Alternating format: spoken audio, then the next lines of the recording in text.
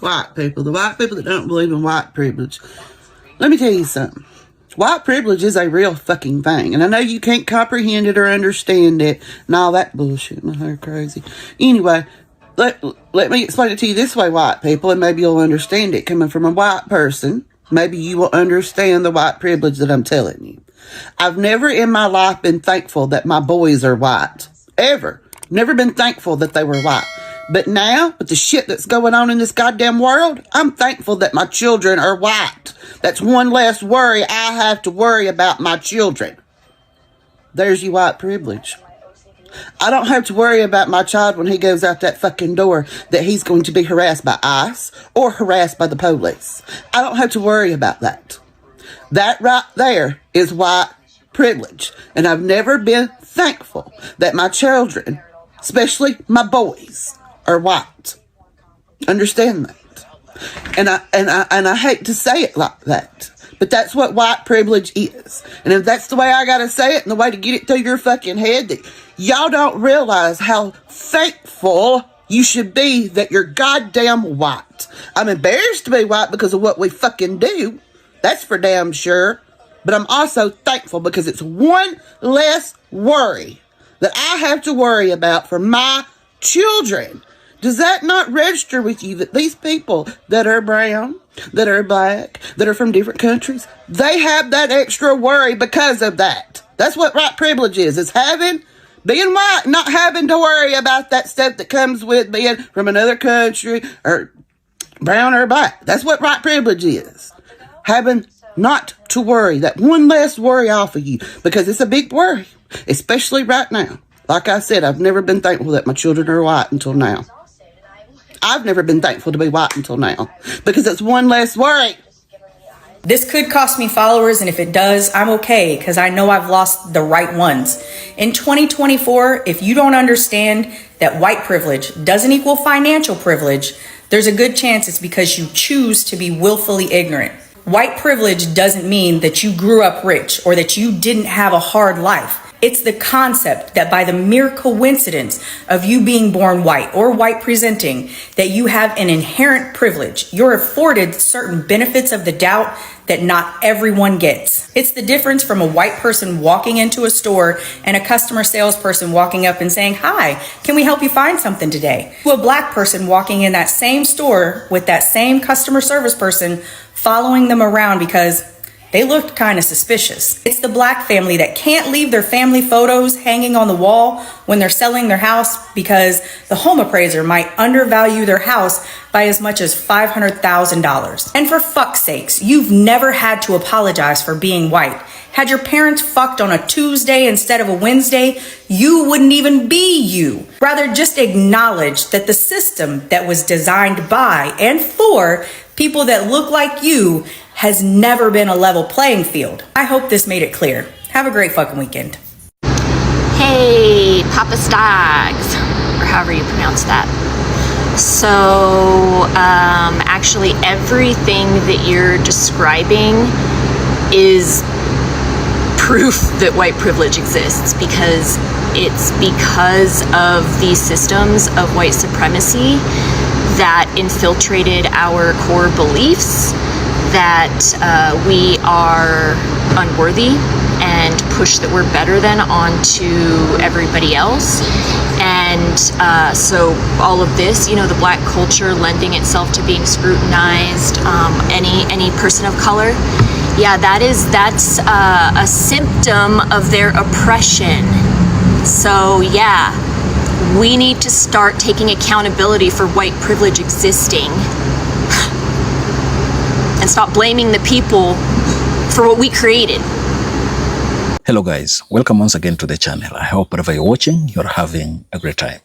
Now, we have known that white privilege has been that which makes white people have an unfair advantage over blacks. And this has happened for years, and it has made some white people think that they are better beings than even black people. So how can whites survive without this white privilege? Is there a situation where they can survive without any form of white privilege? And how can they compare with their black counterparts? You know, sometimes you find that there are those whites who look at blacks and think that these are lesser human beings. They don't even deserve to be recognized. They don't deserve any form of respect. But then if you look at what is making them speak like this, it is the aspect of white privilege that has given them an upward mobility that could not be accessed by blacks because they were blocked from any avenue that they could use to rise up and get something that they deserve. So that is a question that needs to be asked. How can whites survive without the white privilege? Is it even possible for them to exist in America with every challenge that is facing the American economy and the society? Can they really survive?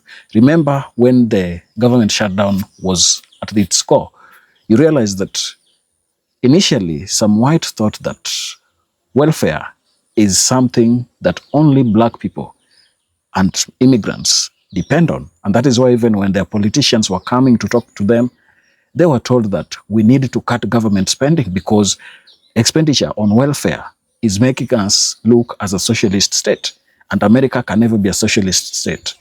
When now this government shutdown started hitting hard, it emerged that it is whites who are welfare queens.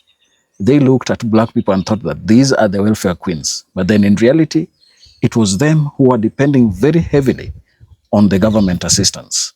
And that really showed that there is this double standard in messaging and even how things are being talked about in the entire American political landscape. So, in today's video, I came across a clip of a white guy speaking about how white privilege has advantaged them.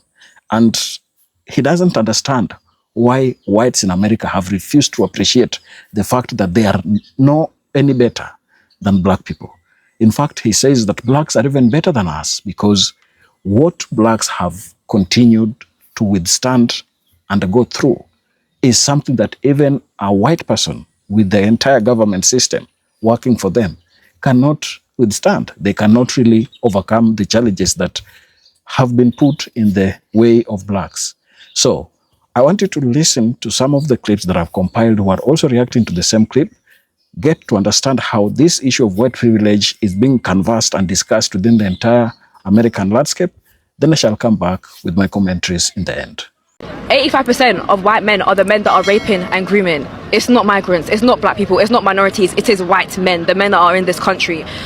The same way how they decide to put the focus on trans people, put the focus on black people, put the focus on the minorities to keep our attention away from what's actually going on. It is because of race. It's always been because of race. People think that when we talk about, being pro-black and whatnot, it means being anti-white. The only reason why they think that is because being pro-white has always meant being anti-black. It's not the same thing. We just want peace. You lot don't know what peace is. I think it's black supremacy. Black supremacy doesn't even make any sense. That can't make sense because in order to have supremacy and racism and everything, it requires a power dynamic. So black supremacy is like saying black fatigue. Black fatigue only exists because white people cannot understand the privilege that they have naturally in the society that they have. That's like a man talking about male privilege doesn't exist. That doesn't make any sense. The society is built around you guys. Yes, men still have depression. Yes, men still suffer. Yes, men still unalive themselves due to the system that who built. It's like black supremacy that doesn't exist. I wish it did. I'm going to give a hot take on something here. I'm going to say that the No Kings protest is the very definition of white privilege. Why do I say that? Because white people have the privilege to protest on a Saturday outside of working hours every 3 months. You get up, eat your Wheaties, make a sign, you feel good, you do something for an hour and a half, and then you go back, you post it on Facebook, and you go, cool, we'll do this again in January. That is privilege. If you're black, if you're Latino, if you're Mexican, if you're Muslim, if you're Asian, if you're anything other than white, every day, people across this country are getting looked at differently, or getting shit on, their due process, they're getting racially profiled. That's why we're still here. Because white people are still refusing to get off their damn couch and do it. If you want to actually protest, if you want to be an actual ally and really fight fascism, do that shit every day. Every day should be a new No Kings Day. Not every 3 months, not every 4 months, not every fucking month. Every goddamn day. You stop working. You don't pay your taxes. You protest. And you shut this shit down. Now, when you're ready to do that, you let me know. But I'm sick and tired of people thinking that no kings is going to change anything, because it ain't. It makes white people feel good like they did the bare fucking minimum. 2025strike.com. You want to do something? You go sign that damn petition. You reverse Citizens United, you give women their rights back, you raise minimum wage, you put in gun reform, and you put term limits on people in the Senate and the Supreme Court. If you're not going to do those basic things, it doesn't matter if a Democrat or Republican run this damn country, because none of it benefits us. I am sick and tired of kids getting shot in goddamn schools, but people on the right bitching about a drag queen reading at a fucking high school. I'm sick and tired of it. So you have a choice, people. You can be on the right side of history or the white side of history. But if all you're willing to do is the bare minimum, then you're staying on the white side of history, because you're unwilling to be uncomfortable. The very definition of white privilege. What side are you going to be on? Most white people don't see racism. I know that it seems unbelievable because the signs are there if you look for them, but we don't see racism because we're spoiled. That's right, I said it. Here's how I personally illustrate this as an analogy from my personal experience. I have had problems with my feet all my life. And if I am having foot pain, all I can think about is how much my feet hurt. But when I found a style of shoes that were right for me, I realized I hardly ever think about my feet anymore because they don't bother me now. If something is causing you pain, you think about it. You think about how to make it stop. Or you give up thinking about it ever stopping, and you think about how to endure it, how to live with it, how to fight it, how to minimize it. And that applies whether it's foot pain or racism. Most white people very rarely have to think about race unless we make a decision to think about it. And that's a choice for us. It's optional. It's not something we're forced to confront every day. As white parents, we tell our kids, if you get into trouble, find a police officer. They'll help you. Black parents would never do that. People of color give the talk about how to minimize the risk of getting killed by cops. If something doesn't hurt you, you don't learn to watch out for it. That is why white people don't get it when it comes to race. We walk through the world thinking our experience is the norm. So when black people describe being followed, being profiled, denied, or dismissed, it doesn't line up with what we have experienced. So we assume that black people are exaggerating, or too often we assume that it means that it's just not really happening. But the truth is, and I'm talking to white people here, racism isn't always blatant. It's not always a burning cross or a lynching. Sometimes it's a policy or a pattern that benefits us and makes us comfortable, so comfortable that we don't even notice.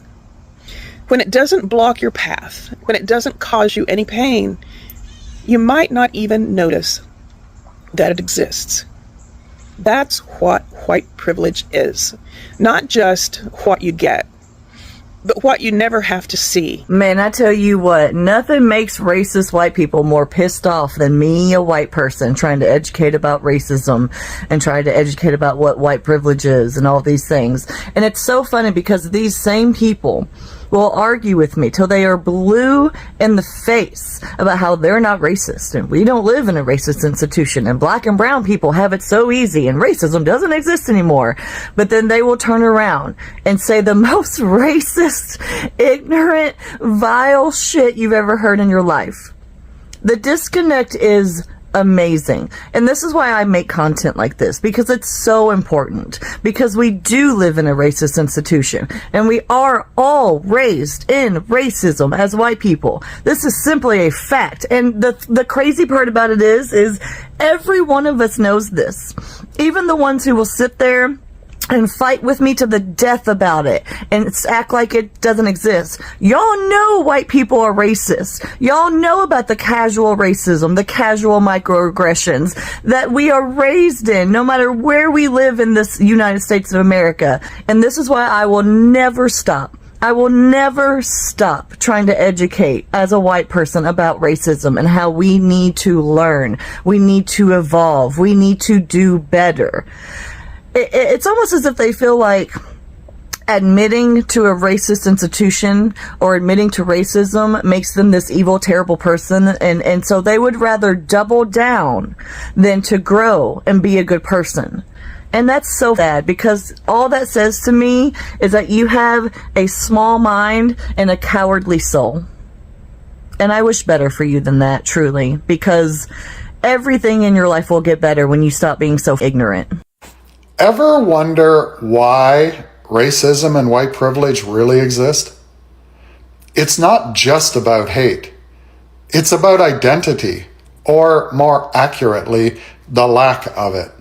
See, one of the biggest problems with decolonization is, what do you do with the colonizers? It's a fair question, especially if, like me, you live in a country built on colonization. Because we, the descendants of settlers, are stuck in this strange identity crisis. We've lived here for centuries, but we've never actually belonged to the land we're on. We treat it like a trophy from some conquest that never really happened. We ravage, strip mine, harvest massive tracts of timber, and we pollute this land with barely a second thought. We do that exactly because we never really connected to it. We exploit it because it's only valuable to us as a commodity, for our personal gain. And then there's the purposeful erasure of tens of thousands of years of indigenous history and the harm we've caused the delicate balance of nature and its animals since colonization. It's further clear evidence of that fact. At the same time, colonizers don't have any connection to their ancestral lands either.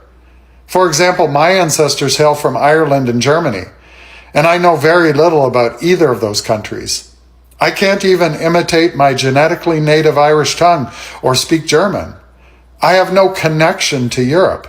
Not culturally, not spiritually, nothing. That thread was cut a long time ago. See, colonialism didn't just erase indigenous connection to the land, it also severed ours to anywhere else. So if we don't belong to the land we live on, and we don't belong to the lands we came from, who are we? That's why colonial identity so often shows up as either overt racism or indignant privilege. Because when your identity is paper thin, you lash out at anyone who challenges it. And I'm sure the comment section of this video will prove that point nicely. But deep down, colonial people want to belong. That's why we obsess over ancestry tests and family trees. We're trying to build a history that was erased to justify our own. Because identity, like culture, is built on history. But colonial countries are continually erasing their history to prop up the justification for colonization in the first place. We delete the history to maintain a fake identity. But no identity can grow because we keep deleting our history. So colonial identity never grows deeper than surface level, or what I like to call the sports and barbecue culture. Our real history is full of horror and hate, which we bury shallow and keep pretending it isn't there. And that open wound is left to fester and poison every generation that follows. But here's the hopeful part. It doesn't have to be that way. Decolonization and land back doesn't mean pack up and leave. They mean show up differently.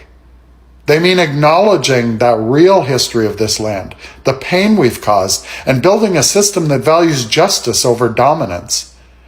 Because if we do that, if we finally stop hiding from our past, maybe we'll all stop wondering who we are and start building a future where everyone actually belongs.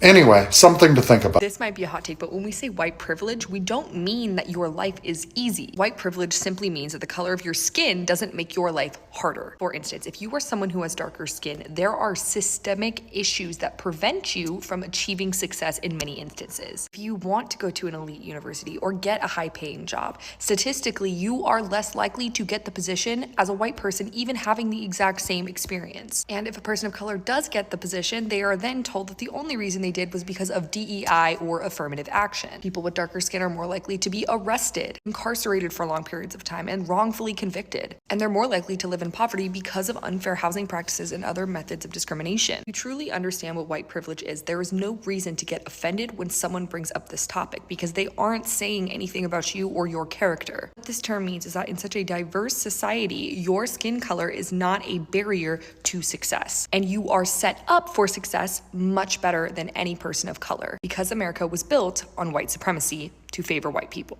If you do nothing else today, I urge you to watch the following all the way through. It is one of the best explanations of white privilege I have ever heard. I am white, and on both sides of my family, we do not have any massive generational wealth. My mom's father is the only one of my 4 grandparents who we got any sort of generational wealth inherited from. And 99% of the wealth that we inherited from my grandfather was from selling his house. My grandfather was born in 1926 in rural North Carolina, and he was a 6'3" white man with blue eyes. Other than being white, my grandfather didn't have that many privileges. He was one of like 7 children. His mom didn't even get to high school level education, and his dad never went to college. They were not privileged in most other ways that we define privilege, but he was a white male in a very, very racist country. What his whiteness allowed him to do was work his way through college. At the time, there were colleges that weren't accepting black people, and he was accepted to college as long as he could pay for it. And he ended up getting a law degree and becoming very successful, and again, never hoarded any significant wealth, but bought a house outside of Washington, D.C. in the 50s. In a neighborhood that was redlined. And actually, my mom, who was born in the 60s, remembers in the 70s when the first black family moved into their neighborhood, because it had literally been sectioned off and realtors would not sell to black families. And my mom, who is 58 years old, went to a year of segregated school. So for all of you saying, it was so long ago, everyone has equal rights now, get over it. My mom remembers when the first black student joined her class in the 70s in Alexandria, Virginia. In 2015, my grandfather died, and we sold his house that he bought for around $100,000 in the 50s, and we sold it for $1 million. That money was divided among his children, and my family was able to get out of a lot of debt, and it completely reset my ability to go to private versus public school, my ability to afford tutors, my ability to become the educated person that I am. And it was all really because I have a white grandfather. Let me finish. Had my grandfather been black and had all of the other skills and background that he had, he couldn't have gone to the schools that he went to. He wouldn't have been hired in the jobs that he was. And he couldn't have bought the house that he did, that, 65 years later, put his family out of debt.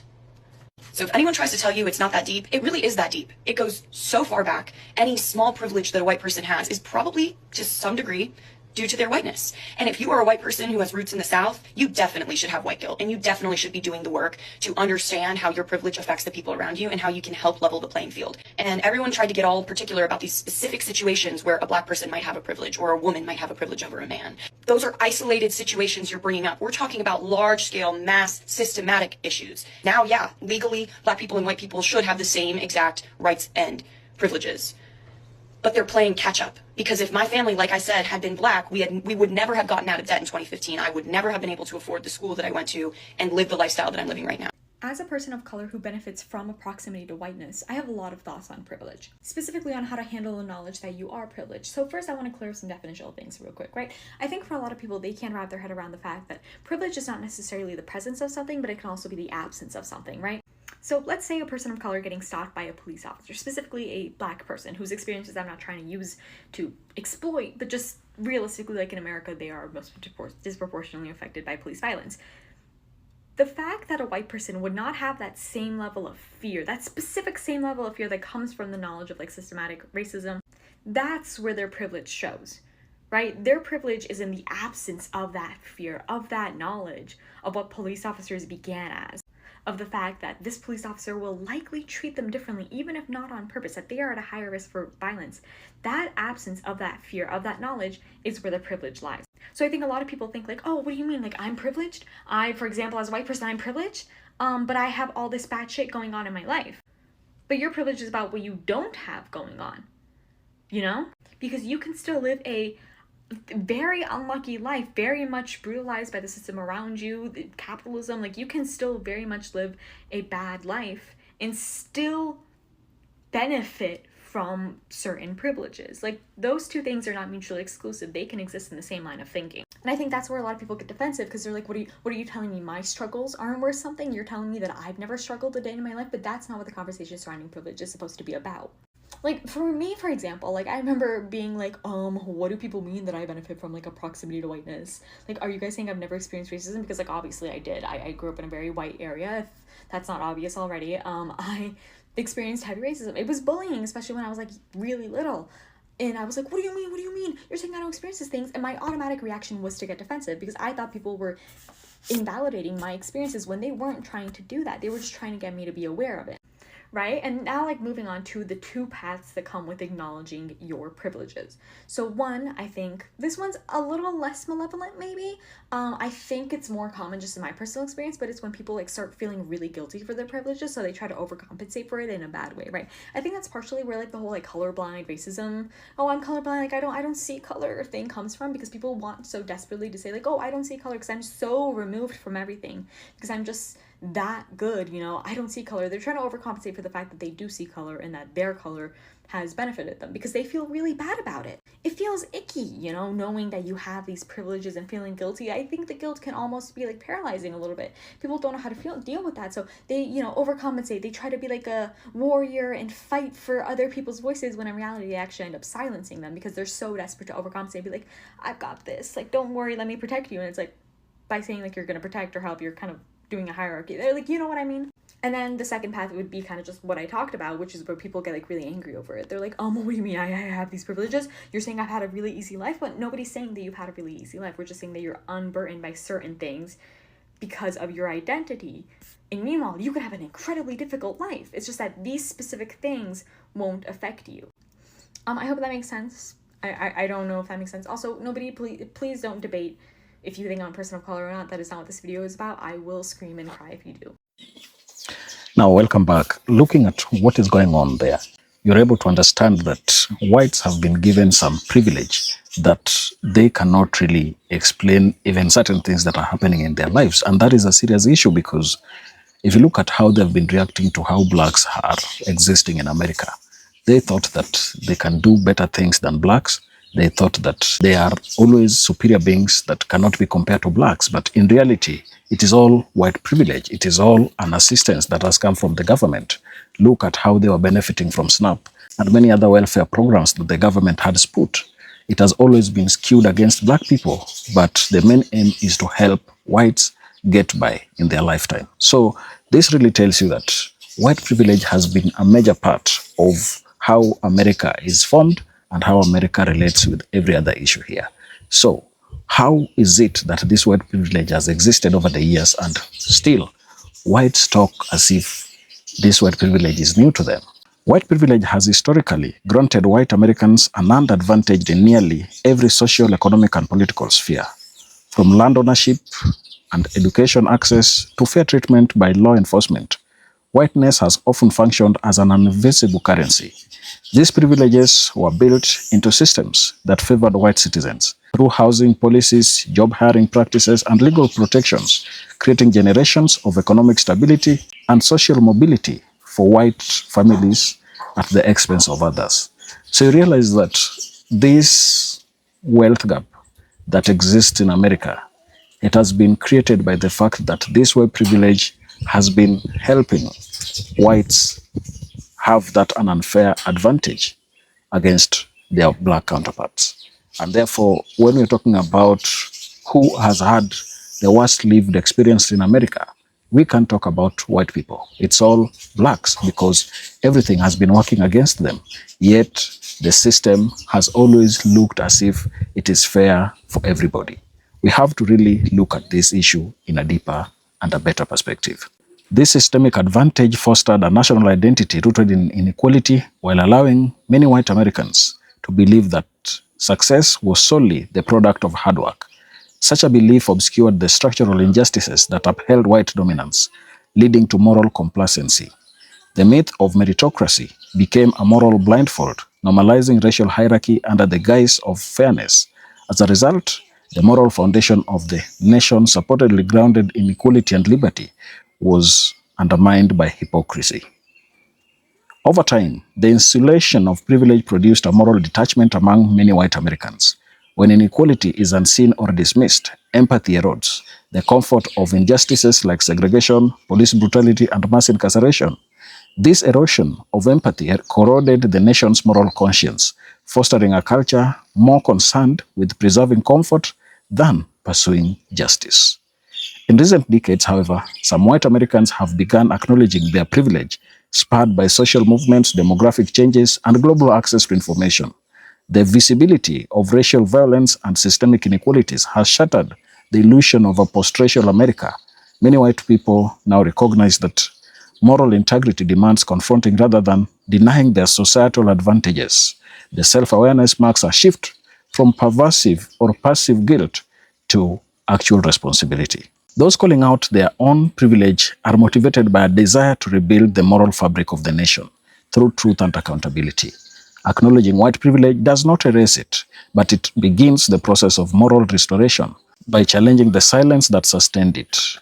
By naming privilege, those individuals seek to create a culture where equality is not merely promised but practiced, where Americans' moral ideals can finally align with its reality. So there has always been this unfair advantage. And whether whites want to admit it or not, it is something that has existed.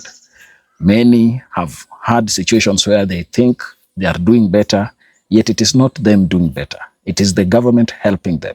It is white privilege working for them. It is the entire arm of the government that has whiteness as a currency, working to ensure that whites don't get any disadvantage. So blacks have borne the brunt of challenges that come with living in America. And still, even with these challenges, you find that there are those whites who still had that opportunity to castigate them, to talk ill about them, to disrespect them, not even realizing that the lived experiences of blacks in America is something they would not even wish to live even for a minute. Share your thoughts down in the comment section. And if you're watching us for the first time, remember to subscribe to the channel, like the video, and share. Thank you, and let's meet on the next one.